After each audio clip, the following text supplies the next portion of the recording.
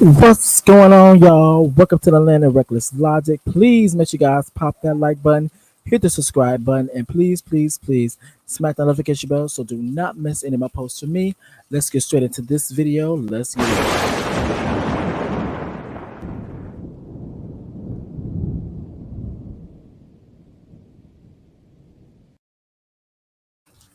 Alrighty, y'all. So y'all give me 2.5 seconds because baby, it just started raining out of nowhere, baby. All right, so with that being said, let's get straight into it. As you guys can already tell by the way that this video is set up, I will be talking about Dwyane Wade and Zaya Wade. But before I do all of that, what I will be doing, I will be running my fair use and explicit content disclaimer. Let's get straight into it, y'all.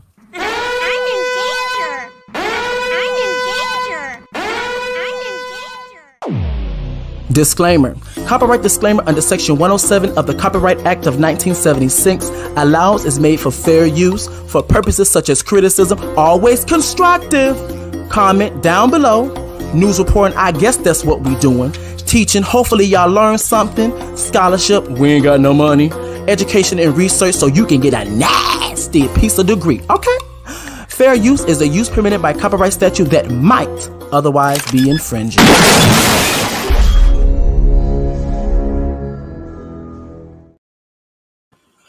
Alrighty, y'all, I'm back. I done went and made the transition from being outside to being inside, baby. It started to rain up in here.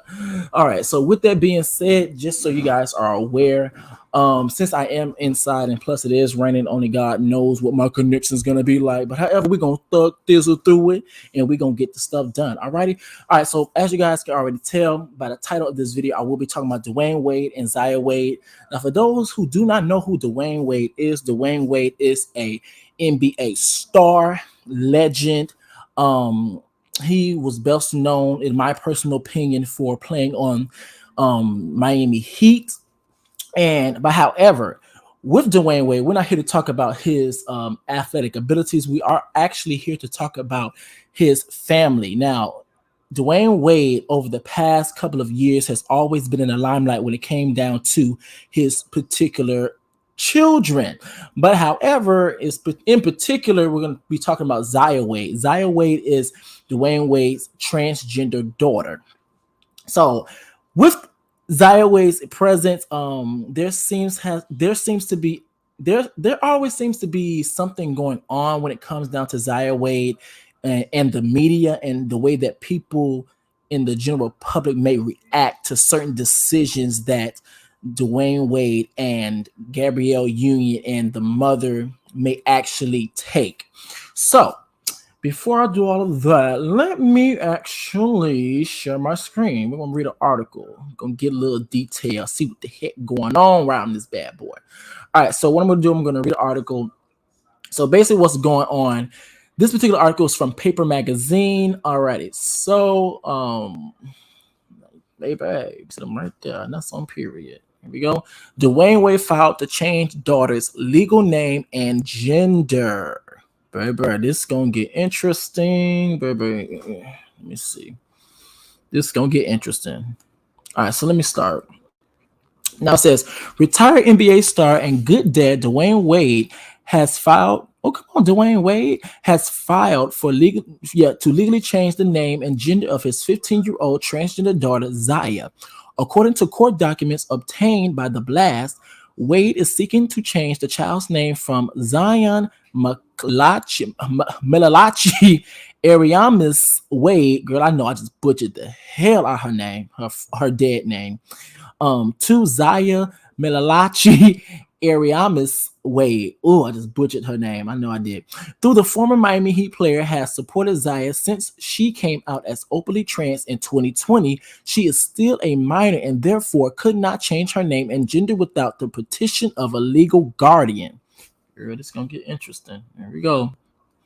Wade shares Zaya with ex-wife Zolvan. We're gonna call her Vaughn because that's on that first with Vaughn Funches, but has stated that he has full authority to file for the change without her consent. Regardless, he also informed the court that Funches would receive a notification of the action out of courtesy. Girl.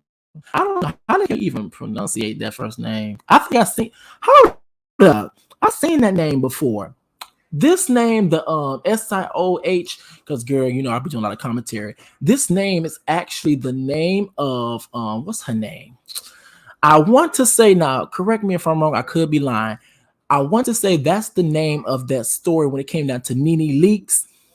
Nene Leakes had got allegedly, I don't know if it's true or not, got in trouble with her boyfriend's ex-wife or wife, and I think her name was the exact same name that Zaya Vaughn. I forgot exactly how to actually say the shit, but yeah, I'll be over here getting sidetracked.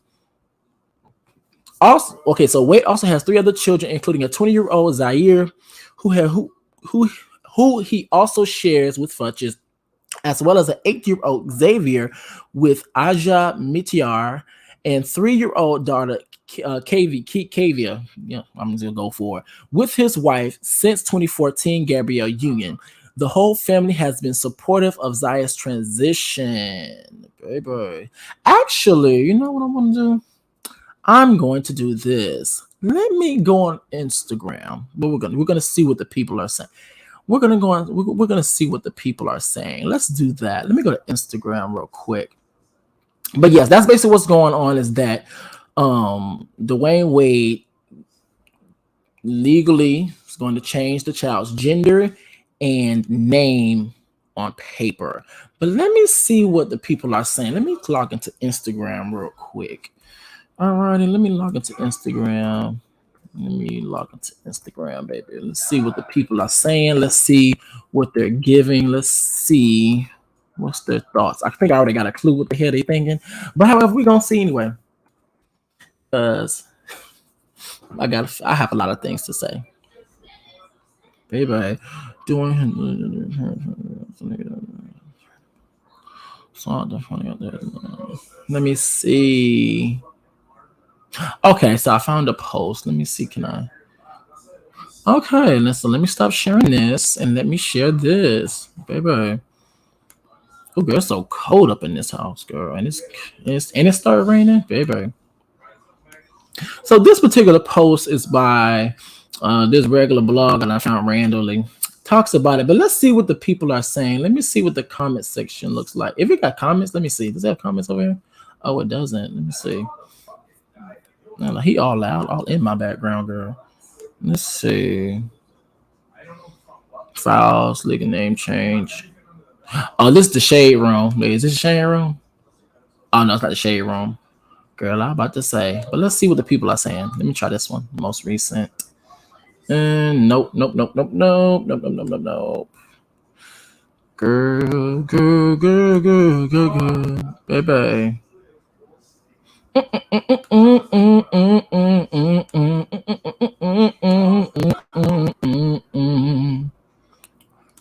They all posting this. Oh, come on. The Shade Room teens. Okay, so I'm around the Shade Room area.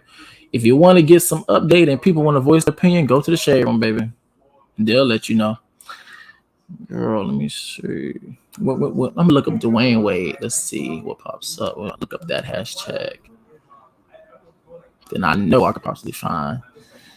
Look, I think it's very funny. Even when I look up Dwyane Wade, they always trying to attack this man's sexual orientation. And you remember on the other live how I literally was talking about the hegemonic masculinity, as in like if you don't perform masculinity in a way, um isolation happens, bullying can happen, verbal and physical assault happens, and also the weaponization of one's own sexual orientation actually happens. Let me see. Well, we got two comments here. Let's see what people are saying. Oh, girl. Okay, so someone is sitting up here. Okay, so we got two comments right here. Let me see, can I find the other ones while this is going? Okay, they said he failed as a man and a father. Okay, that's just really one comment. Okay, so here's my thing. Let me do this. I'm gonna continue talking while I have this down. Here's my thing. I don't understand. Well, I understand. Maybe because it's my life, so I get it. I This is the reason why education is very much essential. I do not understand why parents believe that this is something that they can that just quote unquote goes away. As in them saying you won't be able to transition it's like a no one ever like I feel like there's a lot of conflation that happens whenever we get to this conversation. There's a lot of conflation that happens because of a lack of knowledge. So here's my thing. The issue that I have is that people love to be ignorant. People love to speak out the side of their neck.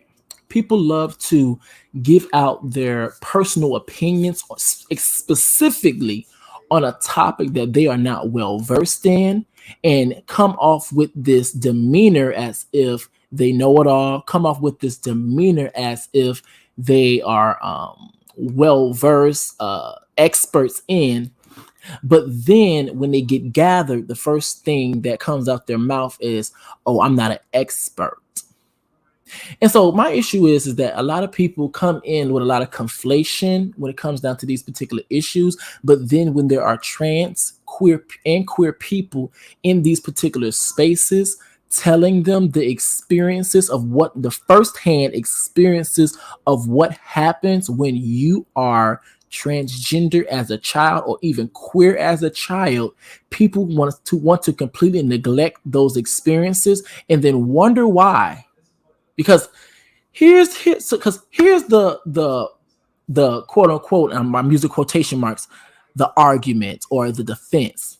That's a child, and with that being a child, you should wait till you're 18 and you can make your own decisions. Children do not know. So here's the thing that gets me. It's very interesting that they use the children, a child not knowing, and all these things very conveniently when it comes down to trans existence. But however, the thing is that even when you have trans people literally in the conversations telling you that, and even queer people telling you that no matter what, even you was trans, you was a queer, you was gay, bisexual, you knew at a very young age. You didn't have the language for it, but however, you just knew. You knew that you were different. For one, a lot of times for a lot of us, we understand that. Keep in mind, just because you don't have the language for something does not mean it does not exist. The same way when children grow up and when a child may get upset and may be bad and may be mad, they may not know the exact name for them being mad, them being upset, them having anger. But however, that does not take away from the fact that guess what? They still have a range of emotions. Guess what? They still have internal experiences that parents will not experience because you're not living inside of their body. Like you're not the ones living inside their body. Let's see, can I find this bad boy? And another thing as well, too. Let me say this. What gets me really, oh, he is loud all in all in my background. Hey, what's going on, Liz? What the hell is wrong with him? But no, yep. It says that comment was unnecessary about Dwyane as a father. But that's the thing. Here's the thing, though. A lot of people try to project. And then once again, once we get in these conversations, they talking about, oh, you have to wait till you're grown up. But I want you guys to understand this. A lot of children don't make it to that age because of being depressed, of course, of living in and showing up, not being authentically themselves. And the thing that's very interesting is that a lot of times it takes for a lot of parents to literally go inside a room and see their child hanging from a ceiling fan for them to get it. And I'm not speaking ill on nobody, but it's just the whole thing of like it takes that for a lot of parents to understand that. Like it's crazy. My gosh, let me see, girl. Bye bye, bye bye, bye bye. But since they like to conflate a lot of things, this is what I'm gonna do. Of course, you already know what the hell I'm gonna do, so y'all might as well get ready, girl. Of course, I don't think I'm gonna read the whole thing, but I do want to talk about this though. Y'all already know what I came here to do. I don't want to read the whole thing though. The sociology book, Big Ideas Simply Explain Sociology, a social science that focuses on society, human societal behavior, patterns of social relationships, social interaction, and aspects of culture associated with everyday life. Girl, let's get into it. Gender performativity. Girl. Okay, it's a term that refers to the ways in which gender norms are established, policed, and resisted. Come on, policed. Alrighty, so let me actually get myself together, because girl, because people really, really need to understand how this stuff really plays a part. Baby girl, what's your name? Let me do this. Baby girl, what's your name? Let me talk to you. What you think by the drain? Yeah. Yes. And that's on period. And that's on period. A lot of people don't understand that, you know, cutting off a piece of yourself is, and you know another thing that gets me is that they love to talk about DL people, DL culture, but however you condition people to be DL. And then like you condition people to cut themselves off. You condition people to not be honest. You condition people to completely lie to your face when you ask them certain questions. Oh, what are you interested in? What do you like? Like what's your sexual preference? What's your gender identity? Like you're going to make people lie to you because of the fact of the way that we treat trans children, the way that we treat trans individuals, especially when they become an adult. Like, and that's the thing. And another thing about it as well too is that, and also with it, they also demonize gay people or queer people for, and this also ties into Dwyane Wade being a father. They also demonize queer people for sleeping with DL and or being involved with DL culture and all the different things, but yet you condition us as queer people to do so. Because keep in mind, now this is my theory. This is a theory, not a fact. Let me just take this down for 2.5. I need to see y'all in the face when I say this. Baby, this is a theory, not a fact. Girl, I'm over here pressing buttons. But yeah, this is a theory, not a fact. The theory that I believe, the reason why DL culture is such a good, forgive me, I'm on the bed. The reason why DL culture is such a big thing within the queer community, because of the simple fact of a lot of the times we do not have the luxury of being able to have healthy relationships and going through the baby steps of holding hands and kissing, like a nice little sweet kiss, nothing tongue, being able to show affection, hug publicly, being able to show affection effectively without the means of sexual interaction. That's the reason why I believe that personally, that's the reason why DL culture, the involvement of queer people actually sleeping with people that actually are DL, because a lot of times too, since we don't go through those baby steps of showing intimacy, a lot of times too, when we have instances where we do come in contact with other queer people as in relationships or come into contact with them, is usually sexual. And since homophobia and transphobia runs rampant throughout melanated communities, because I'm keeping a melanated context, guess what? You're gonna have to hide it. You're gonna have to be DL with it. You're gonna have to not be honest about it in your household. So that's what I believe personally. Now, once again, let me help her find this page, because girl, let me help her find this page. Find this page, girl.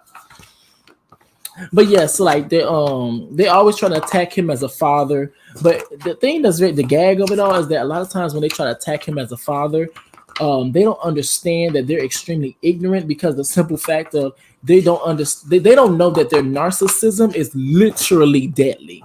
Like, y'all do know that the narcissism of parents to actually believe and not even have knowledge on, like, no one said, like, especially when people like Lil Boosie step into the conversation talking about some, oh, you're gonna let that child cut his thing off. First and foremost, your mind should not be there. That's first and foremost. But yet you guys want to demonize us for quote unquote the sexualization of children. But then on top of that, It's no one ever said that, and that's the reason why you guys have to get educated. No one ever said that Zaya was quote unquote having a sex change. No one ever said that. No one even said that Zaya was even on hormones. Nobody ever said that. And keep in mind, guess what? If you have hormone blockers, guess what? Just stop taking them. That's how that works. That's how that works. But let me get into this, girl.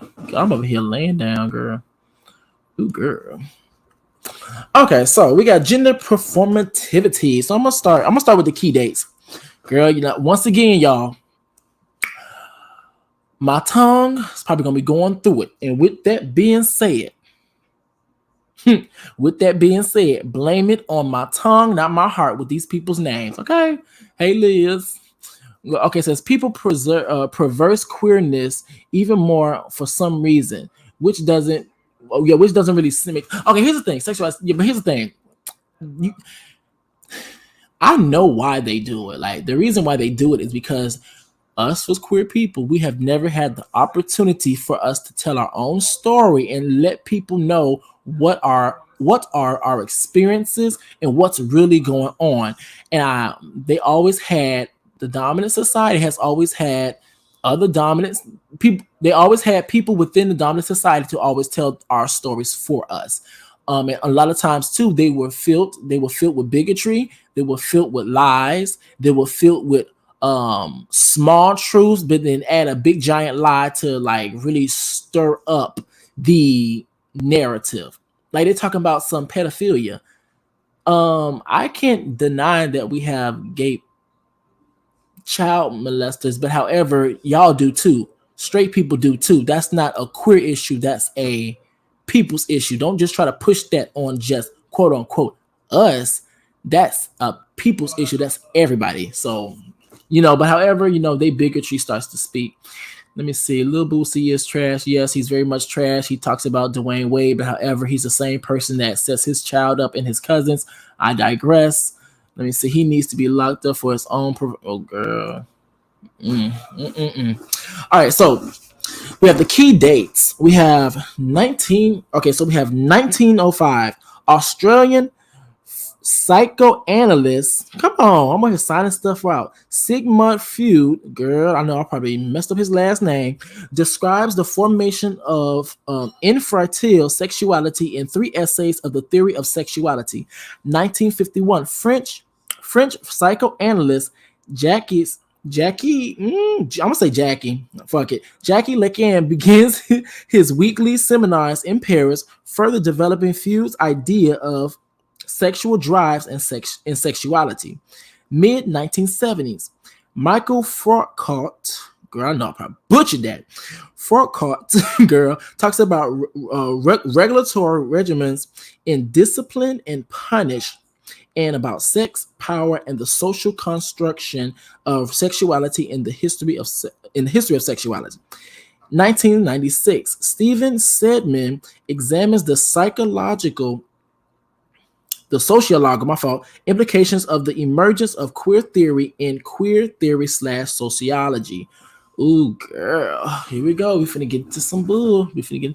Let me read this one side and then. Actually, I'm gonna read at the top first. Let me do that. Then when I get to that side, I'll do that. I'm gonna start with the graph. All right, it says people perform in ways that are expected of them by the culture. Now, the other side says traditional expectations of gender are based on how most people behave in their culture. So once again, we're doing it based. So a lot of people do perform based on a lot of people do perform their gender on what society expects to them. Remember, my last live, what does society expect? That's the me from the I and me. That's the me, the expectations, what they want from you, the attitudes that has been pushed on to you and to your life. Now, the traditional expectations of gender are based on how most people, aka the dominant society, behave in their culture. Now, it says gender is a kind of imitation of which there is no original. Come on, talk about it. Gender is what you do rather than a universal notion of who you are. Now let's get into the boo. Let's get into it, girl. Baby. All right, it says, it was not until World War II that gender and sexuality were recognized as issues for sociological study. The so-called second wave feminism of the 1960s to 1980s snowballed from the insight of the French feminist Simone de Beauvoir. Oh, I think I got that one right. In The Second Sex, 1949, that one is not born a woman, one becomes one. Her idea that there is a difference between sex, which determines whether one is biologically female or male, and gender, the social forces. Come on, the social force, because usually I say usually I say constructs. Come on, the social forces that act upon one to be feminine or masculine, and that's another thing too. So now what they're talking about the distinction between man and woman and the distinction between male and female. And then there's a lot of conflation when it comes down to masculine and feminine energies and just assigning one energy to per gender and assigning one energy to per sex and thinking that's healthy and sustainable. And also talking about how gender is not about this one idea of what quote unquote a man is or a woman, but however, it's the way, it's basically what you do. Let's get into it. Okay, so paved the way for the reappraisal. Let me see. Now I want to show my beautiful face. Reappraisal of the role of gender in society. It also kickstarted the women's liberation movement of the following decades. Attitudes towards sex in the Western society were also being reshaped by the work of, oh, okay, here we go, here we go, here we go. This is the word that always gets me. I'm gonna seek it. I'm gonna do it. I'm gonna do it. Anthro, girl. Every single time I get to this word, it always get me. Anthropist, whatever, I'll come back to it, such as Margaret Mead, her studies of tribes in the South Pacific and Southeast Asia showed that many behavioral differences between males and females were culturally rather than biologically determined. These findings were shocking when published in the 1930s, but were more openly considered by the post-war generation that was addressing previously taboo subjects such as promiscuity and extramarital sex as social phenomenon rather than deviant behavior. Now I'm gonna go back and try that word because baby, I'm gonna get this word, baby, and my tongue needs to get it together. Okay, anthropologist. There we go. Jesus, took forever. So now, challenging conviction. Well, yeah, convention. All right, so at the forefront of this examination of sexual conventions in Western society was Michael. I'm gonna call him Michael F. Because I'm probably that last name Foucault. These names be all German, Sweden, and they be tearing my tongue up. So Michael F., who tackled the subject head on in 1976 in the history of sexuality running through the text, was his central theory of the way that, let's turn pages, period. Let me put this way so that I can see everything. Girl, I'm on this bed, baby. All right, so before I even begin, so I want to actually read this quote. Gender is an impression. Becoming gendered involves impersonating an ideal that nobody actually inhabits. Ooh.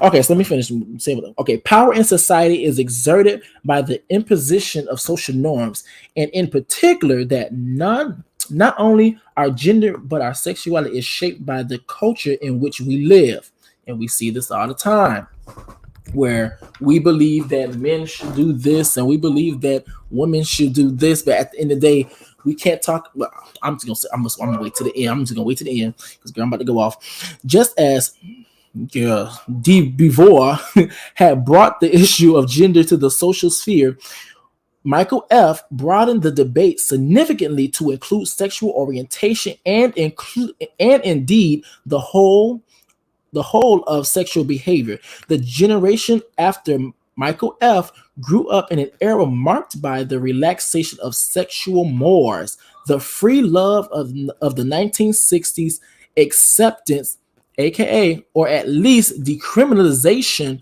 of homosexuality in many countries, and the sexual liberation brought by the women's lib movement. Girl, let's get into the bullshit. Let's get into the bullshit. Okay, so let me say this. Hey, what's going on? What's going on? What's going on? Okay, let me say this. Okay, so what I'm gonna say is when it comes down to gender, this is what we mean when we talk about there's a distinction between gender and your sex. Your sex is what you're biologically came into this world with, what you're biologically as, which is male or female. Gender, on the other hand, is the performance that we embody, and what the standard of what those performances are always determined upon the society. The society either agrees or disagrees with what this gender does and what's considered this, what's considered that, whether or not if it's whole or toxic. Now, another thing that I find very interesting is that when we get into certain conversations, people who swear they don't get it or they don't understand it, they literally, out the side of their mouth, literally do it all the time. What I mean by that is this. When we get into conversations surrounding trans people, certain people love to deny the existence and the experiences of trans individuals and also make it their business to disrespect them. But however, they will also be the same person to look at a male, a gay man like myself, and look at us and literally tell us that we're not a real man.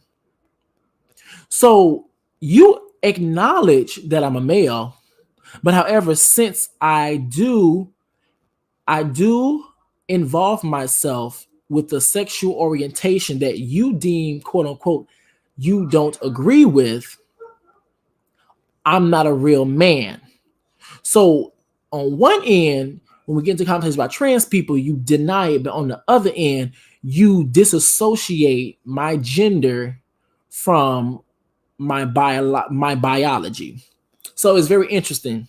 And that's what I always notice in the particular conversations. So let's talk about gender identities, baby.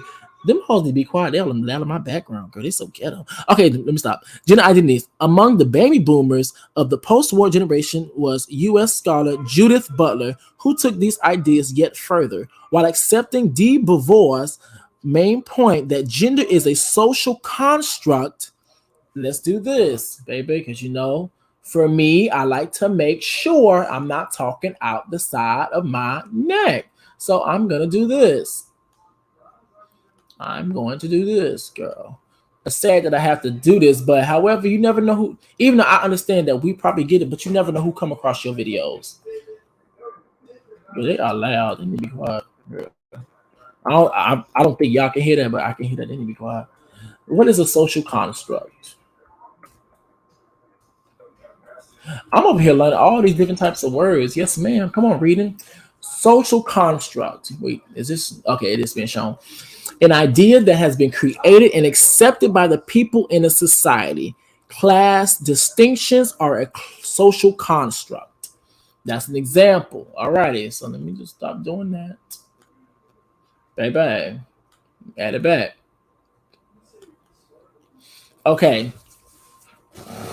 Let me see. Yes, gender is a social construct. Butler felt that the traditional feminism ignores the wider implications of this notion and merely reinforces male and female stereotypes. Gender is not as simple, she contends, as masculinity and femininity, nor is sexuality as simple as gay and straight. Gender and sexuality are neither as polarized in this way, nor as fixed and unchanging as we have come to believe, but but can be fluid, covering a whole spectrum of gender identities. Ooh, I wonder if they're gonna list all the different types of things. Come on, here we go. So let's actually go to the next page, girl. We're gonna see. Let's go. Bye bye. All right, so we got a quote at the top. It says, "Laughter." Girl, let me get my shit over here. Girl, everything about to fall over this bad boy. Laughter emerges in the realization that all along the original was to ooh not the girl. This is a girl. They over here doing everything, girl. Come on, Shade. All right, so let's actually read it. It says Butler argues that both sex and gender are socially, not biologically determined. At the heart of her argument is that the idea that gender is not something that one is, it is something one does. A doing rather than a being. And this is something that Conscious literally talks about all the time on the platform, is that a lot of times when women in particular, cisgender women, begin to talk about what makes you a woman, they start listing off the physical and biological aspects of them, not noticing that, yes, even though you are biologically female, you still have a gender. You still have a gender. And so with you having a gender, you participate and you may act a certain way, and vice versa. You get what I'm saying? When it comes down to men as well. Like, yes, you may be cisgender. And by the way, cisgender, in just the shortest term, if you are not transgender, then guess what? You're cisgender. Cisgender is just the opposite of transgender. It has nothing to do with sexuality. It has everything to do with gender identity. All right, so conventionally, our anatomical sex, female or male, is considered to be the cause of our gender, femininity or masculinity. And I think, keep in mind too, gender is okay. There's a difference between sex, sexuality, gender, and gender expression. Okay, with sex, it's your biology. What are you biologic? What are you biology? Damn, get it out. Can't get it out. Biology, girl. Either gonna be male or female. Now, when it comes down to your sex, to your sexuality, what is your, think of it as your heart. What are you attracted to? Sexually attracted to? What do you want to? Who attracts you? So that could be gay, bi, straight, pansexual, demisexual. You know, there's a spectrum of things. Now we have, of course, the gender. Of course, you have the transgenders, man, woman, of course, and you have non-binary, all those things. They also have gender expression. Gender expression is masculinity, femininity, and then you also have the in-between, which is androgynous. Okay? Girl, I need to lubricate this stoke real quick, girl. 2.5 seconds. Ooh, girl. For me to get that biologically out, girl, it took a lot. Oh, Lord. Water break. Okay. Where was I? Okay, it says, according to the cultural norms associated with them, but Butler challenges the idea of a stable and coherent gender identity. According to her, it is the things we do, our gender acts. Come on, gender acts that determine our gender, and even the way we perceive our biological sex. When we behave in ways that are appropriate to our sex, we are imitating the norms of gender identity, which are based on the ways that each sex behaves. We are performing a role that does not, in fact, exist. That goes the same thing for gender roles. When it comes down to women must stay home, women must cook, women must clean, men must be the provider. Men must, you know, I don't know, some other shit. But these gender roles don't really exist. Like, the only reason why they are a thing because we as a people make them a thing. That's really what this is. Because like I always say, I'm not going to rely on the next person to cook and clean for me because I am an adult. I can do that for myself. I'm not gonna rely on the next person to take care of my children, because guess what? That's my child as well. I can do my part as well. I'm not gonna rely on the next person to do something for me, just because it's quote unquote by dang, I can't even get it out. I'm over here choking over here. By It's naturally their role, girl. Let's get it over with. Anyway, oh, now people texting me. Let me see. What was I? Biology. Oh yeah.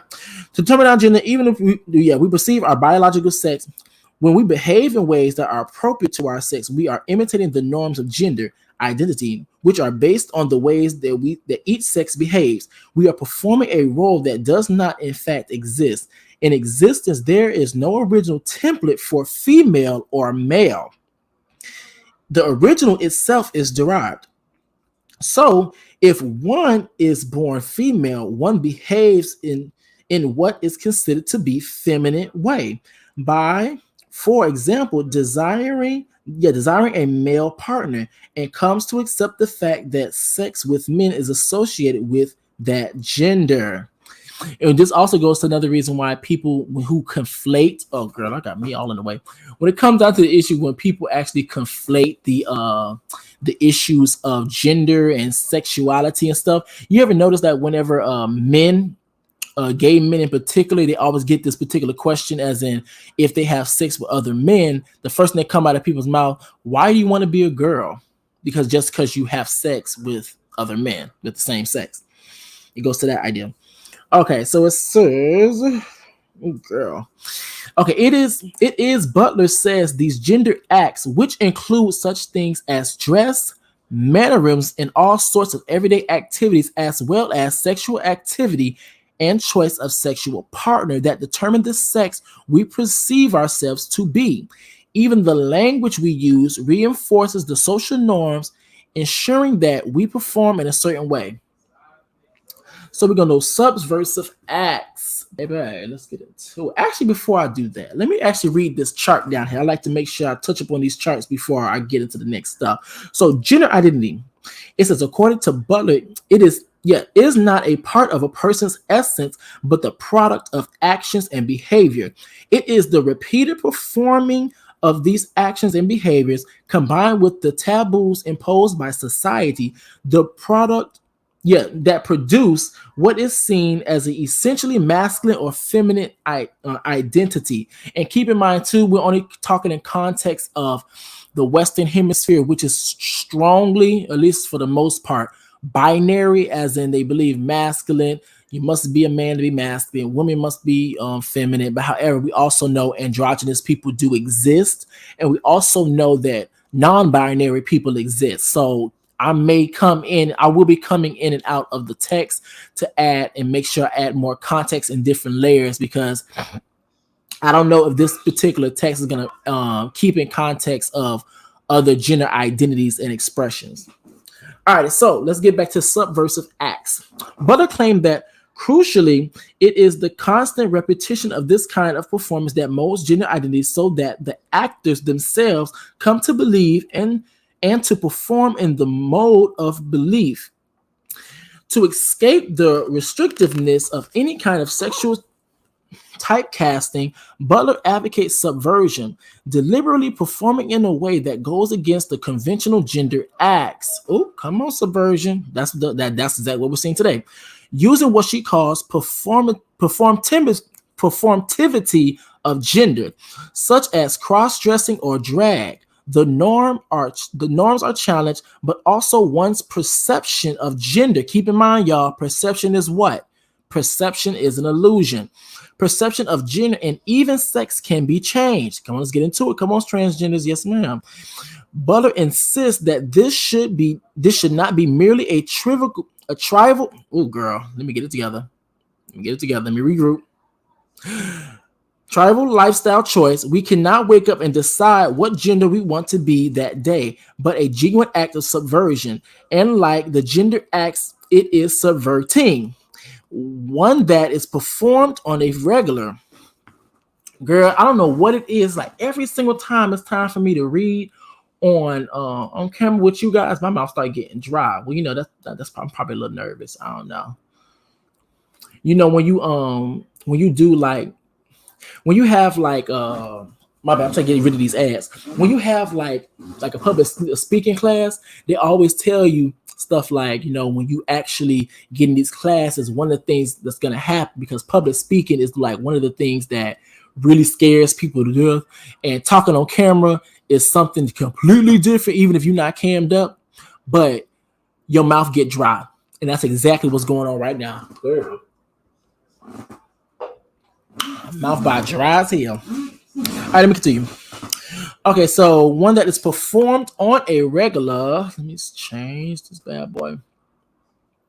Okay, there we go.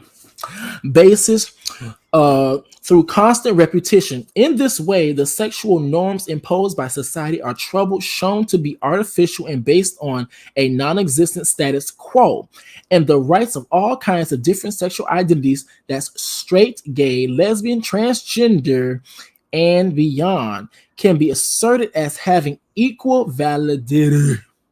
Come on, validity. So now we have controversy and change. Now, girl, I think we already know what's going to happen with this controversy and all this changing, but I'm going to read it anyway. Let me see. Do I have to read it? Oh, girl, I'm going to read it anyway. I already made it this far. So, controversy and change. Butler's widening of the issue of sexuality and gender was a cornerstone of what came to be known as queer theory, as well as moving the discussion away from traditional ideas of masculinity and femininity to include a broad spectrum of sexuality and gender identity.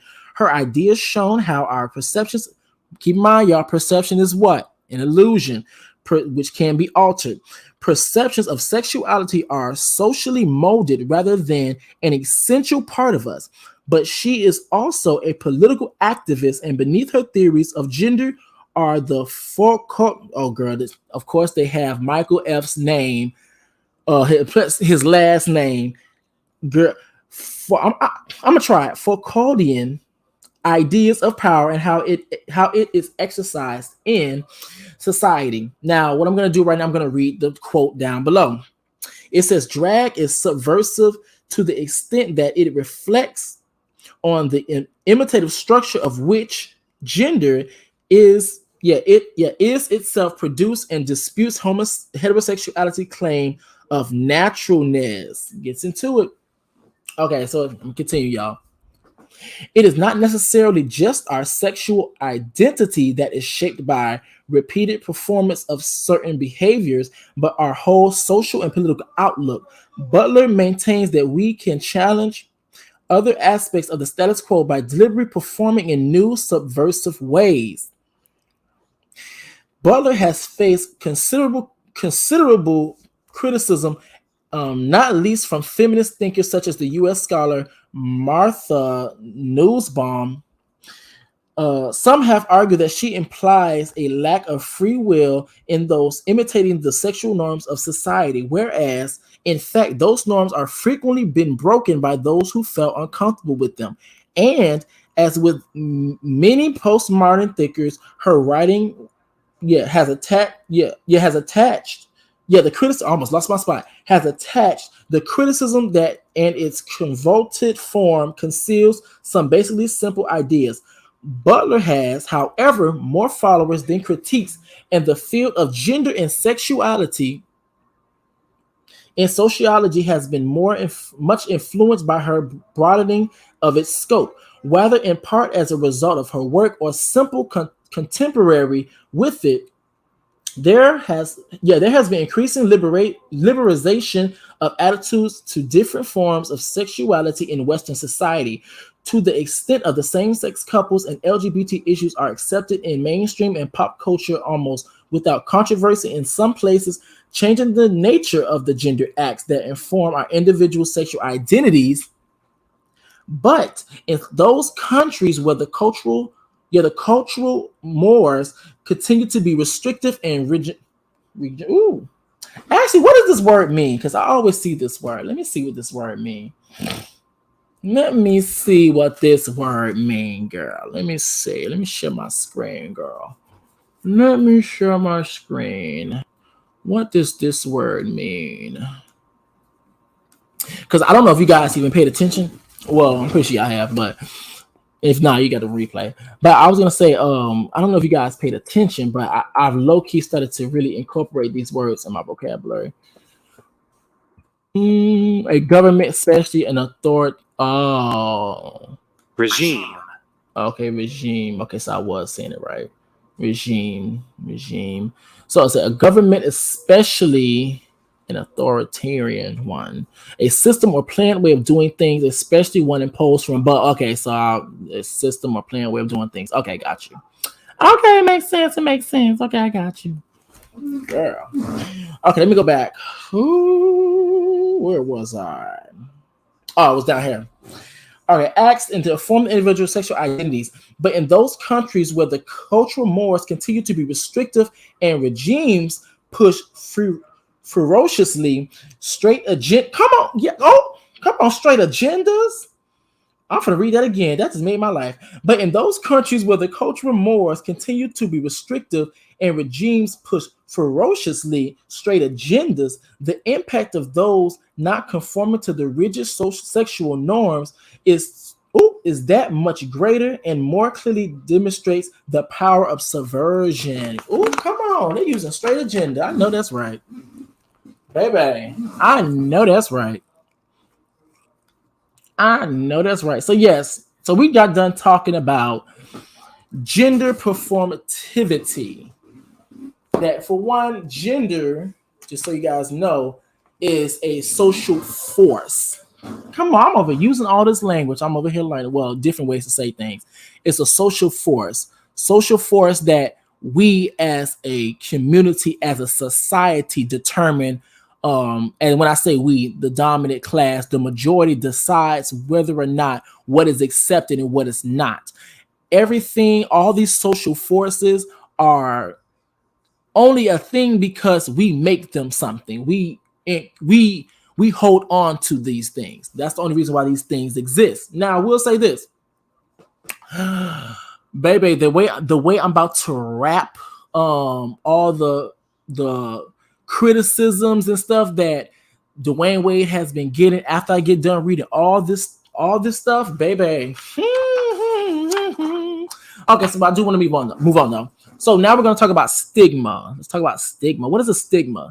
A stigma is the disapproval of or discrimination against a person based on perceivable social characteristics that serve to distinguish them from other members of a society. Okay, let's get into the fuck shit. Let's get into it, girl. Let's get into it, baby. Okay, oh, girl, let's get into it. Let me find my page, and then we're gonna get ready to go. Hey, I'm over here learning. Well, I'm gonna say I'm learning different ways how to say things, baby. And also with that too, baby. I don't know. Well, I'm pretty sure you guys can tell. I've always had I wanted to work on my reading and stuff because, baby, I used to read down, baby. I used to read down, but then I noticed over some time of me not reading books and stuff, and then of course, I'll be on my phone reading, baby. When you start putting a book in front of somebody, oh, what? Sounding out words and shit? What?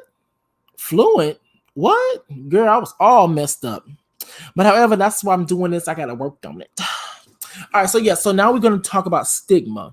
Now, once again, these people and their names, girl, different languages, baby.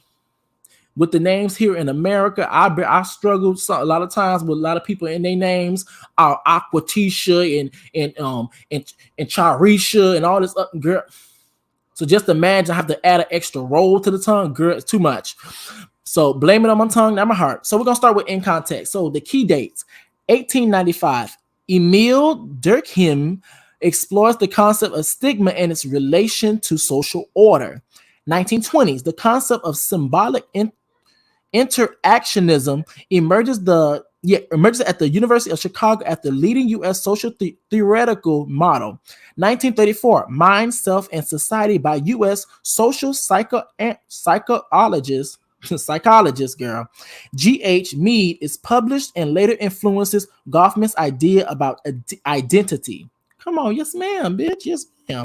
2006, Embody and Embodiment, Dennis Waskell and Philip Fanini see Goffman's work as a sophisticated framework for understanding the sociology of the body. You know, another thing that gets me when I be reading this stuff is that like all it's the in the words. It's the starting and it's the ending. It's like the ologies and the ology, psychology, sociology, the psychotherapist, the answer. Like, girl, Jesus, over here wearing me out. So, okay, so in 2014, U.S. sociologist, look right then and there, the sociologist Mary Jo Deegan applies Goffman's theories to the analysts. To the analyst of sex, gender issues, and feminism. Come on, feminism. Come on, white woman. Let me see. Okay. So let's start with the graph. Now it says society provides us with a range of roles and identities that are considered normal. Once again, who is society? The dominant class, the majority. Now under it says the role identity we enact in public, for example, teacher, doctor, nurse, storekeeper is defined by us by society. Come on. But the self-identity we have in private, when we are not subject to public scrutiny, is who we actually are, our essential self. So the public is the role identity, and the private is of course, your self identity, aka your essential self. Come on, essential self. Now under it says when there is a major discrepancy between, come on, discrepancy, baby, I just ate that up. Discrepancy between our public identity and our private self, and when performance of the role identity is unconvincing, we are liable to be labeled negatively. Ooh, that was interesting. I'm gonna read that again. But the last part. And when performance of a role identity is unconvincing, we are liable to be labeled negatively. When the negative labeling is repeated over time, stigma occurs. Baby, we're gonna get into some else. Let me see. We're gonna get into it all. Oh, yes, this is gonna be it. This is gonna be it. And this right here is gonna talk about, because here's the thing. The reason why I really wanted to touch up on this particular subject is because a lot of people literally have these ideas about any marginalized group that they are not informed on, or they think that they are informed on. They are literally basing their ideas, and they're making their foundation based on stigmas, based on things that you've heard, but not always from the mouth of other queer people or other melanated people or other Muslim people, but you're doing it based on the information that you got from the majority, not from that community. You got it from the white man, you got it from straight people, you got it from America, people who don't have the experience, people who don't know the ins and outs of walking in their shoes. So where you can actually speak from a place of knowledge. Because keep in mind too, if we literally have people literally in the very community themselves and cannot articulate their experiences, what the hell makes you think you actually living outside of that experience and that culture, and knowing the ins and outs, and also not knowing any real experiences from other queer people, other melanated people, etc., whoever the marginalized group is, and think that you can really articulate and speak in such a way of knowing? You get what I'm saying? So, because baby, we still have Candace Owens that still hold anti-blackness. We still have a Flame Monroe that freaking holds the transphobia and all the queer phobia within her own heart. So if people are literally, and by the way, we call them pick-me's. If we literally have pick-me's inside that don't even, they can't even express and talk about their experiences, then we know people outside, it's going to be much easier for them to fuck it up. No shade. All right, so let me get to reading, girl. Oh, Lord, this is going to be a fun section. I can tell you that much. So we got Irving Goffman, was a Canadian sociologist whose work draws heavily on the U.S. social theoretical tradition known as symbolic interactionism. The tradition forces focuses on micro level interactions and exchanges between individuals and a small group of people rather than on the far more impersonal macro level relationships between social structures and or institutions and individuals. Girl, I'm over here. Oh, hey, Purple Lover, how you doing, baby? How you doing, baby? Hey, how you doing? Hey, why you doing that? Hey, how you doing, girl? How you doing? How you doing? How you doing? All right, so let me do this, baby. I'll do that. Okay. Yeah, so interactionist thinkers examine issues such as personal identity, selfhood, group dynamics, and social interaction. Now, it says here the basic idea underpinning symbolic interactionist thought is that the individual self is first and foremost a social entity.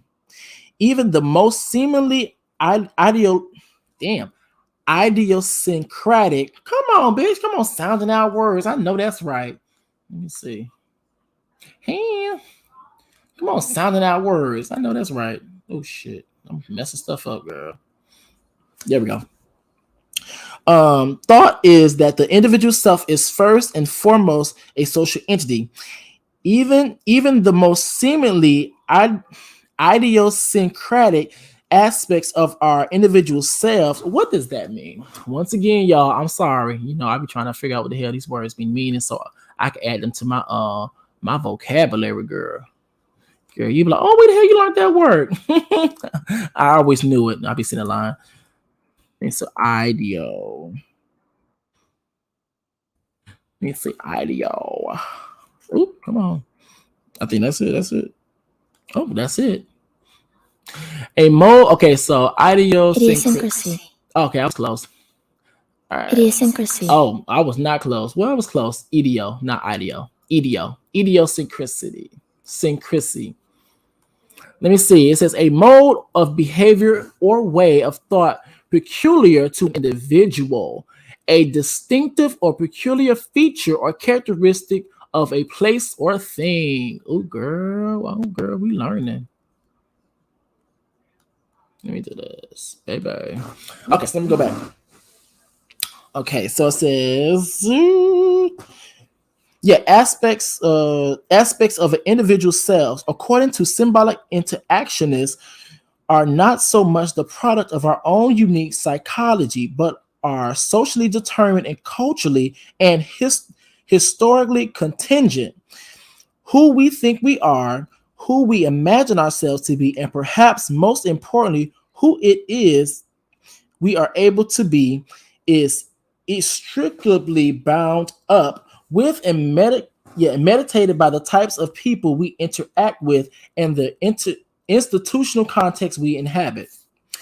A specific interest to Goffman was the subject of deviance and the socially enacted. It's always that. Socially, sociology, psychology, girls, them S's and them P's and Y's and stuff, girl.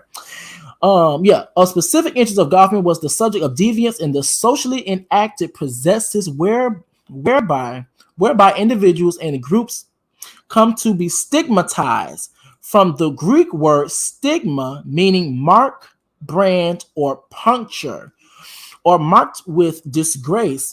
Deviance is implicit to the notion of stigma because, as Goffman points out, stigma occurs whenever an individual or group is perceived to be deviated from the socially. Let me go to the next page, y'all, because last time I was over there reading away, baby, and y'all did not know which page I was on. Prescribed norms that govern interpersonal conduct. When an individual deviates from these social norms, they are stigmatized and marginalized. Come on, marginalization from the wider group or social community to which they belong. Come on, I'm just getting different ways to say things. Come on, social community. Come on, social community in which they belong. Now, let me see. And this talks about literally what I was talking about, where people who don't have the information on people who are part of a particular social community. Look at me adding this vocabulary. People who are a part of a social community and not having the access to particular stigmatized groups, marginalized groups, and they're having a lot of knowingness without actually knowing on the foundation of false pretense, which is a stigma.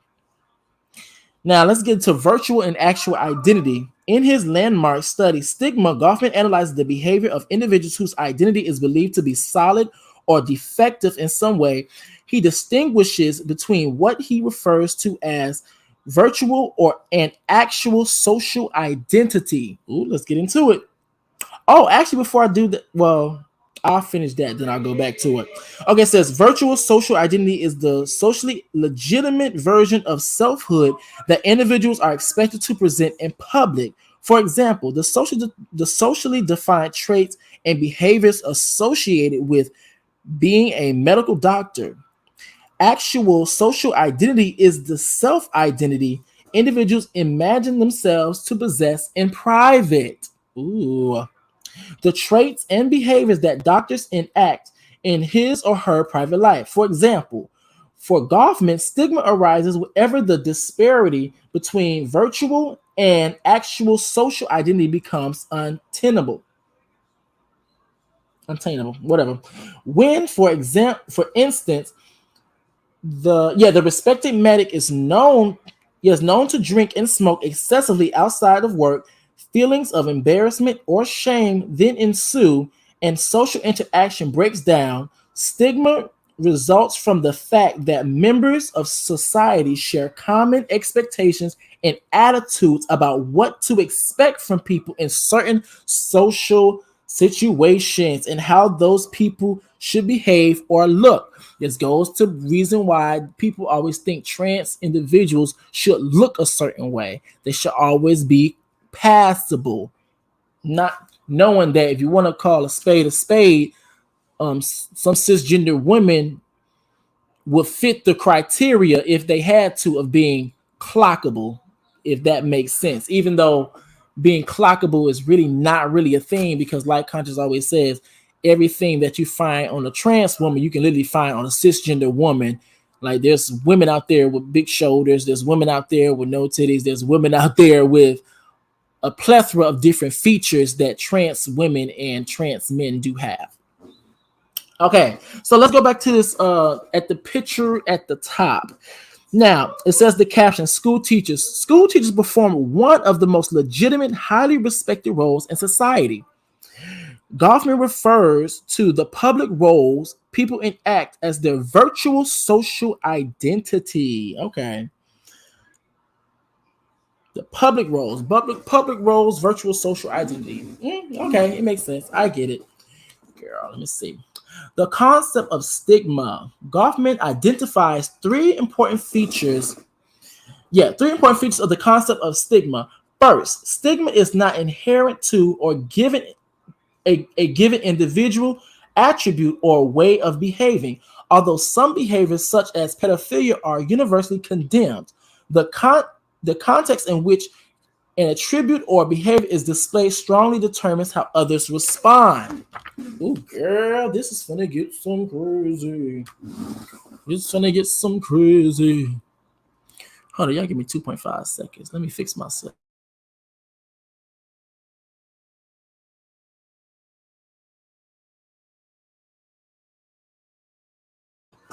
I'm back. Okay. Second, stigma. Oh, wait. That's what I did. Let's see, y'all see, I caught myself. Bam, right there. Okay, second, stigma is a negative classification that emerges out of the interactions and exchanges between individuals or groups whereby one has the power to classify the other as the possessor of what are considered to be socially undesirable attributes or behaviors. Goffman refers to non-stigmatized people as normals. To this extent, it is a rational or relatable. Go there we go. Hold up. All these ads keep popping up. Where was I? Oh, relational. Okay, relational concept because things classified as stigmatized are liable to change depending on the individuals or groups interacting. Goffman suggests that potentially any attribute or act is stigmatizing for this reason some degree of stigmatization is present in virtually all social relationships. We are all capable of being stigmatized at certain times. The third characteristic of stigma, says Goffman, is that it is processual. Processual. Girl, that's sure. Hey. This means that being stigmatized, or more precisely, coming to assume a stigmatized identity, is a socially mediated process that takes place over time. For example, if an individual is made to feel uncomfortable by others because they become excessively in, inebriated, oh, come on, sign the words out, at an office party, when the feelings of embarrassment and shame, while not particularly pleasant and comfortable, are not likely to have any long term effect on the person's actual social identity. However, if the excessive behavior continues over a period of time and though through interaction with group members and individuals are is located a deviant status, then their self-conception will be altered as they assume a stigmatized identity. Girl, girl. Let me see. Baby. Baby, boy, baby. All right, it says right here. I'm going to read the quote at the top. An attribute that stigmatizes one type of processor can confirm the usualness of another. Now, baby, let me say this. This is the reason why, and I said this. I just said this 2.5 seconds ago.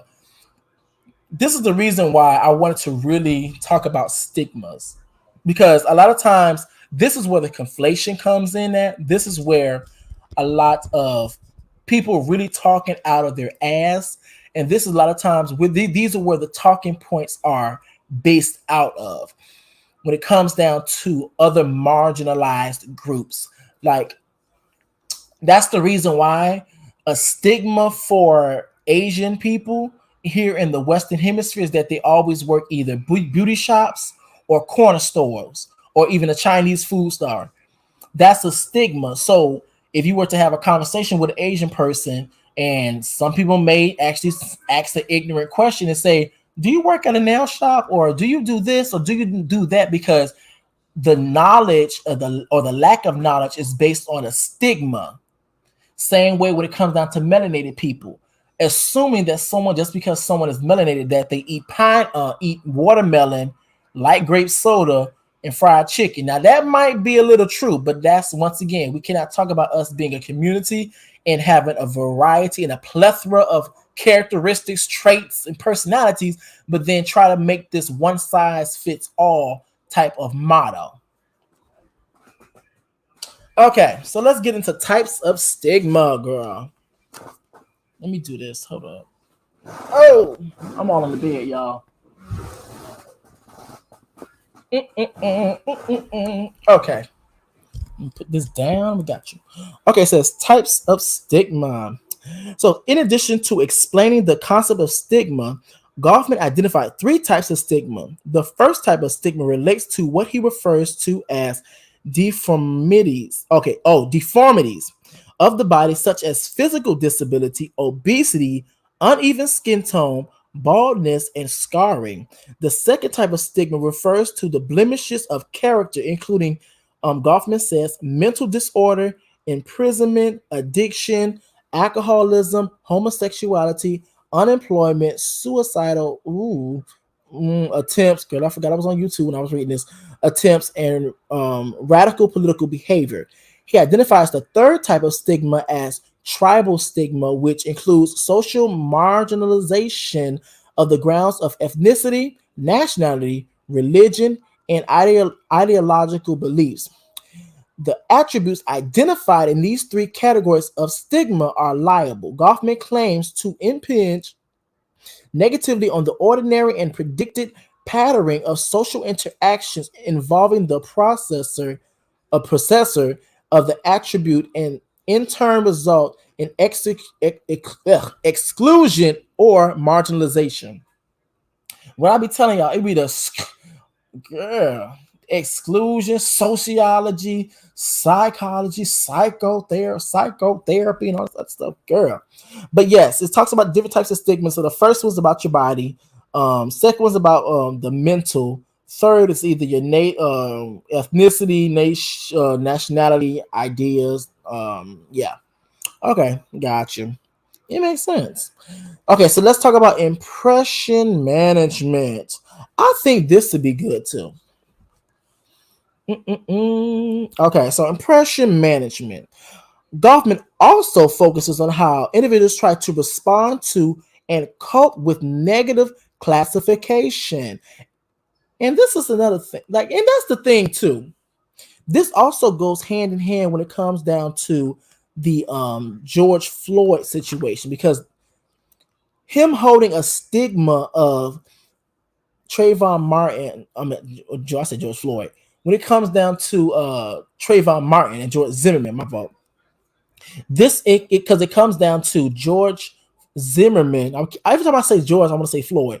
When it comes down to George Zimmerman holding a philosophy or idea, thinking that just because Trayvon Martin was melanated, that he did not deserve, or he should not be in his neighborhood, and holding this idea, or having this idea that only melanated people live in quote unquote the hood or urban areas, because there's a stigma that's associated with that. Okay, so it says here his concept. Well, I want to make sure I read the whole thing. Yes. So his concept of impression management is important to this context because it highlights the various ways people try to present a version of selfhood to others that is as favorable as possible. Come on, reading your representative. This right here is speaking about how normally when you meet somebody, you're not meeting the actual them. What you're meeting is their representative. This is the person that they want to be. This is the person that they want to present to make them as, like it says, favorable as possible. They say it roughly takes 90 days for that wall to go down. Roughly. Could be wrong, but I think it's roughly 90 days. Let me see. Yeah, favorable as possible. They adopt different strategies to avoid being stigmatized. These include concealment through the use of covers, such as prosthetic limbs in the case of people who feel ashamed, of having lost a limb. This is a direct contrast to disclosure, which includes a person openly acknowledging the discrediting features of their identity. Where these strategies fail or are simply not feasible, the possessor of a stigma is liable to seek out social types who they believe will act sympathetically toward them. Baby. Goffman identifies three categories of people in particular who are liable to fulfill this role. The first are the own people who are people who are similarly stigmatized attribute, for example, members of a drug addiction recovery group. The second category is the wise, people who work in an institution or agency that supports individuals who possesses a stigmatizing trait. Care workers, disability officers, nurses, mental health therapists, and social workers, for example. The third category identified by Goffman includes individuals who, girl, my mouth is dry, girl. Individual, I don't know, lost my spot. Oh yeah. Includes individuals that are stigmatized persons who knows very well and who are likely to be empathetic toward them, such as the part of someone who had with a disability or an addiction. Oh, girl, my mouth getting dry, girl. Let's see. So this is the last. bad boy right here that I'm gonna give my little 1 2 1 2, and then I'm gonna just drag for fifth, and then after that I'm gonna drop the link. But now this one right here is called crossing boundaries. Now before I read that, I'm actually gonna read the graph because I probably will forget. So it says the causes of stigmatization are numerous, but can include idle gossip and negative attitudes that arise from ignorance. Come on, get into it. And this is what happens when we get into these different conversations.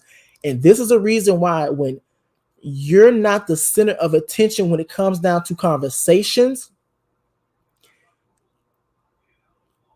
case in point, if we're having this discussion about misogyny, men should not be speaking from a place of knowing and trying to warp somebody's experiences.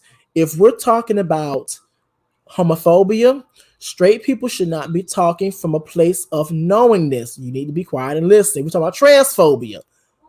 Everybody that's not trans need to be quiet and listen. That's basically what we're talking about. All right, so it says and or class or race-based tensions. This then leads to negative stereotyping of a individual by the wider group. Over time, the individual internalizes these labels to the extent that they inform the person's self-evaluation and identity. By this point, the individual has acquired a stigmatized identity. Ooh, girl. So on left side, we have non-stigmatized people or normals versus the stigmatized person. Now it says negatively labeled and marginalized by the group. Now, causes of stigmatization include behavioral expectations. Come on, this is the me. Remember, y'all, this is the ME, the me. Behavioral expectations, negative stereotyping, negative attitudes, popular media, gossip. This is all the me. This is the me. Now, except effects of stigmatization include feelings of worthlessness, excessive self-evaluation, lack of self-confidence, loss of reputation, social withdrawal. And you know what's so funny about this? This literally goes into what I was talking about with the last one when it came down to the hierarchy, Maslow's hierarchy of needs, to where the feeling of worthlessness and the excessive self, all of these things is coming from you being able to get higher on the pyramid to where you can reach transcendence and be able to self-actualize, which keeps your self-esteem at bay, which means that everything else should be at bay for the most part. But these are the things that comes into effect because, like it says on the chart, it says that the behavioral expectations and the keyword expectations, negative stereotyping, negative attitudes, and etc. Remember, that's the me. That's the me and the I. The me is all the stuff that society tries to put on you. The I is what I pick up is what I pick up, what I don't, what I don't. And that's on period. And Mary had a little lamb. Okay. Okay, so now we got the last point. Last point is crossing boundaries. Crossing boundaries. It is generally accepted within sociology that Goffman's detailed observations of human interactions and the interpersonal dynamics of small-scale groups remain unparalleled. Anthony Giddens, for example, draws heavily on Goffman's ideas about human behavior and identity formation in his much acclaimed structuration theory, which discusses the link between structures and human interaction. Pierre Bourdieu, I don't know, Pierre B, I'm just going to stick with my gun. Pierre B also refers to Goffman's work in his exploration of the extent to which people are able to change who they are and how they feel within certain contexts. British social thinker Anthony Wood. Damn, everybody just keep going on him. I know that's right. Now that's how you know you really had some law, like some real revolutionary stuff. Because keep in mind, it could be good or bad. Because good people and bad people are remembered, but it could be good or bad. But you know, it did something when you was able to shake the room, baby. Everybody was on his ass. So British social worker, social thinker, girl, y'all pray for me. Social thinker Anthony Wootton has argued, however, that Goffman's work universalizes and identifies certain attributes as once and for all liable to be the cause of stigmatizing behavior, but normative expectations and moral evaluations of certain attributes and behavior change as society progresses. So, he says whether or not mental illness and physical disability could still be said to be the cause of stigma is highly questionable in certain social and national contexts. Girl, Goffman, oh girl, all these ads keep popping up, so I won't be able to see y'all. Girl, what the hell going on? All these ads popping up. Yeah. Okay, so it says Goffman, girl, everything keep going. There we go. We're doing it again. I did all that wonderful preaching and stuff. And girl, my ass over here done didn't even turn thing. But yeah, just to give you guys a little update, just so you guys actually see it. Yeah, this was the graph I was referring to because you have the normals, aka the non-stigmatized people, aka the dominant class, having negative attitudes for the marginalized person, and then it creates all of this other drama. And also, when you incorporate the Maslow's hierarchy of needs and being able to elevate, these are the things that come in to try to that also plays a part in affecting that progress. This also is the I would say the foundation or the representation, literally, of the me and the I. Got you. Oh, bitch, I ate that. I ate that up, didn't I? Okay, let me see. Where was I? Okay, here we go. Goffman's work straddles the disciplinary boundaries between sociology and social psychology. His theories have therefore been taken up by thinkers from a wide range of academic backgrounds. Within sociology, his ideas about stigma have been applied very effectively by British social thinker Gil Green to consider the experiences of people with long-term illnesses, including those who have contracted the house in Virginia, because girl, I'm not gonna say that on here, virus. And social worker John Offer has used Goffman's concepts to consider the reintegration of stigmatized individuals back into the community. Goffman's work also remains relevant politically, in particular by offering a means of understanding how to address the problem of the stigmatization of minority groups in the modern multicultural societies. Now, the last thing we're gonna read is that quote, and then I'm gonna get into my bullshit. Then I'm gonna drop the motherfucking link, and then we're gonna get what the hell we gonna get. Okay. Okay, it says the stigmatized individual may find them that he feels unsure how normals will identify and receive him. Okay, so let's actually get into it. Let's get into what we came to get into. Okay, here's the thing. Now, here's the thing. Actually, was that the last? Yeah, that was the last one. Here's the thing. This is the that was the base of what people of the philosophy that people hold within their hearts when they begin to speak about marginalized group that they do not understand and do not have the information or testimonies from. And that's most definitely the case when it comes down to Zaya Wade and Dwyane Wade. And also we take into context the homophobia, transphobia that also plays a part, which is fed by those philosophies, which are fear tactics. When it comes down to homophobia and transphobia, people literally have this idea that, and I say this all the time, you can only showcase these particular systems explicitly, as in call the F word, T word, beat me up, knock me out, uh, unalive me, all those things.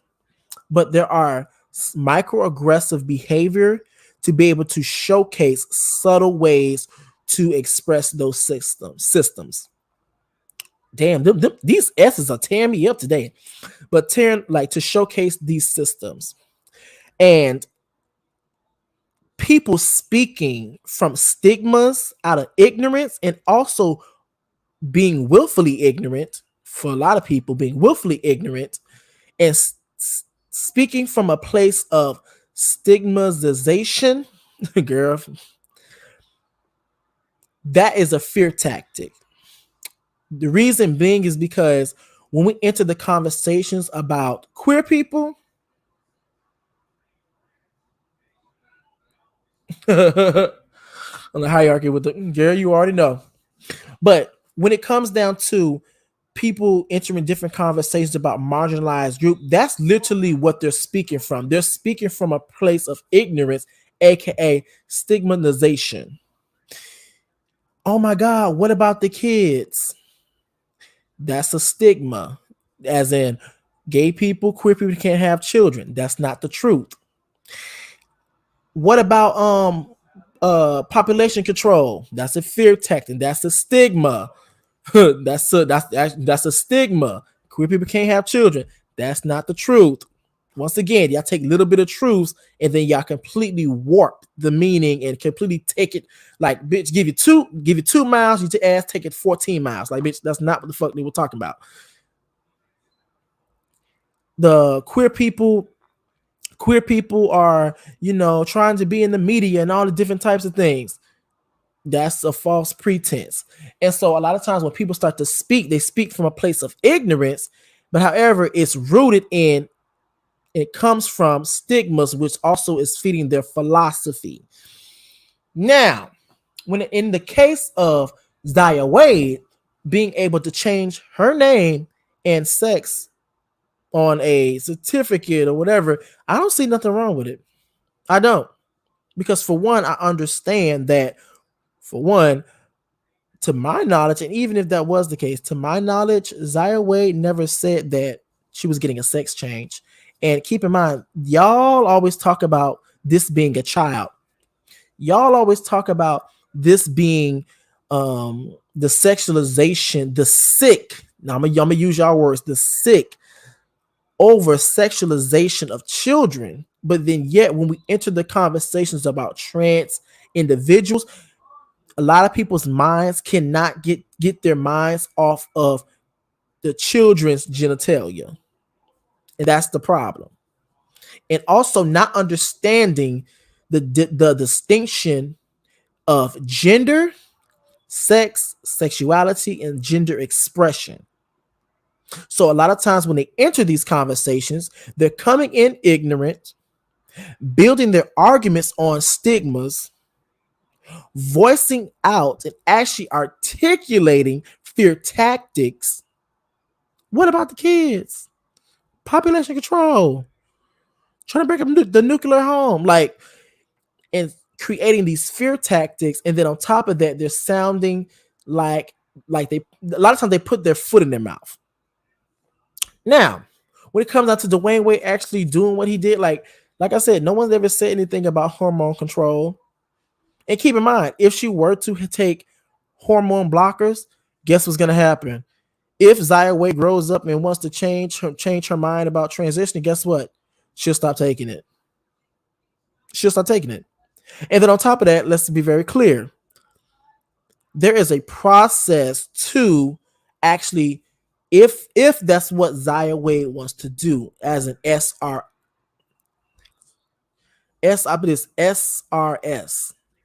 yeah, sex reassignment surgery.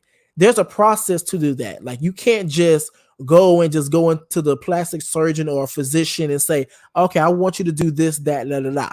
That's not how that works. There's a process, and there's a process for hormones. There's a process for every single thing. So the transgender person is going to be seen by doctors. The transgender person is going to be seen by psychologists. The transgender person are going to be seen by professionals to really give the transgender person the best experience and guide them on the best route. And the reason why, so with all of that being said and all the ignorance, it's all rooted in homophobia and transphobia and femophobia. That's really what it is. Because you're talking out the side of your neck, don't know what you're talking about. Then you're projecting that. And I think it's very interesting too, because everything just coming to my motherfucking mind. I think it's very interesting, especially as melanated people.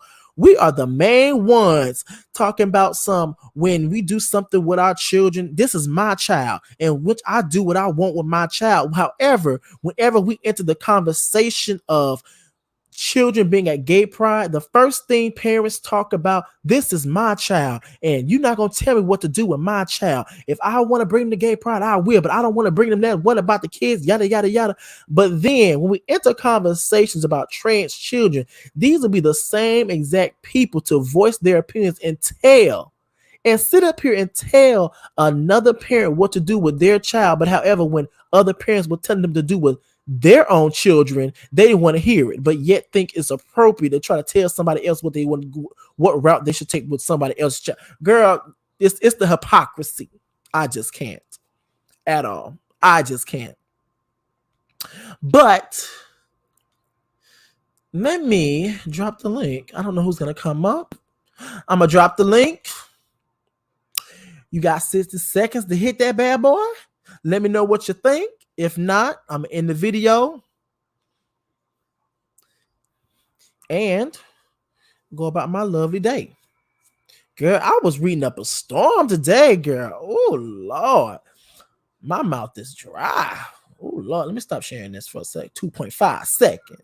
Girl, giving up a storm. But I'm not gonna lie, I really do like the fact that I really did do all of these commentaries back to back to back, because the more I start to, like, I guess, read more out the book, the more I can really take some things home, because now everything is really interacting with each other and is really coming together really well and stuff. So it seems like, to my knowledge, no one's going to be coming up now. So I think I'm going to end this live. All right. So with that being said, I'm doing my last little remarks and then I'm going to end the live. But however, when it comes out to Dwyane Wade changing his daughter's sex on paper, and also changing the gender on paper and changing the child's name, I don't see no issue with it. I think one of the beautiful things about period. I think one of the things that's beautiful about the experience of actually seeing this and having that representation is knowing that a lot of us queer people didn't have that. A lot of us as queer people only had family members that only beat us with the Bible. Like, we only had examples of being neglected, and specifically from a person that said that they will love you and protect you at all costs. But however, they're the person that you need protection, like protected from. Like, that's the thing. So just to see that, ooh, you can come. Oh, you have a sore throat? Well, don't do it, Liz. We just catch me next time. Pretty sure it's gonna be another sexuality thing going on. But I was gonna say, like, so it's very beautiful. It's very beautiful to see. Thank you, baby. I really do appreciate it. It's very beautiful to see that representation in the media, because of the simple fact of we didn't have it, and now we have an idea that it is true. You can't actually receive that from your parents, despite what was their behavior beforehand. And then on top of that, to kind of normalize it, let's actually humanize a group of people that were always dehumanized.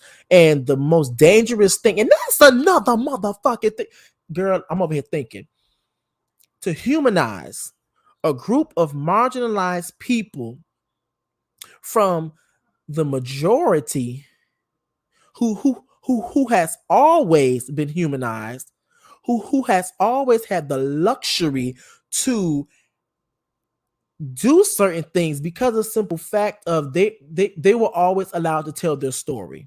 They were always allowed to live their life. They were always allowed the resources and the life experiences as a child and growing up. Because keep in mind too, a lot of us queer people, if you ask about our prom days, like going to prom and stuff, it's very much different from heterosexual people. Like, for me, when I went to prom with a girl, knowing damn well I did not like no women. in that way,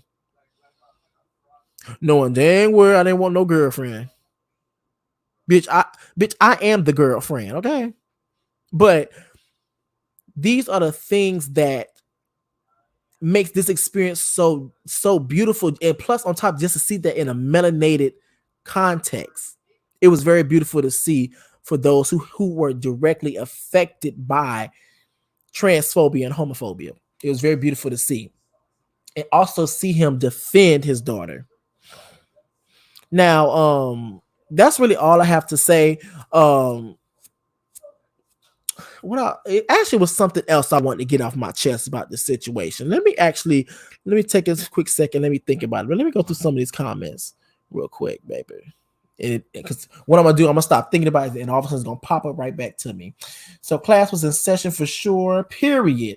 Congratulations on the full circle with the Maslow hierarchy. I know that's right. Thank you. Hey, purple lover. Girl, you already know what time it is, girl. We already know what time it is. Baby. Well, I'm gonna be honest with you, I really don't remember it, so probably wasn't that important. But however, that is it for my video for today, guys. Please make sure you guys pop that like button, hit the subscribe button, and please, please, please smack the notification bell so do not miss any more posts from me. Until next time, guys, I will see you guys later. Girl, even after, oh my God, even after all that reading, my throat is starting to be sore. Let me just hurry get the hell up out of here. Deuces!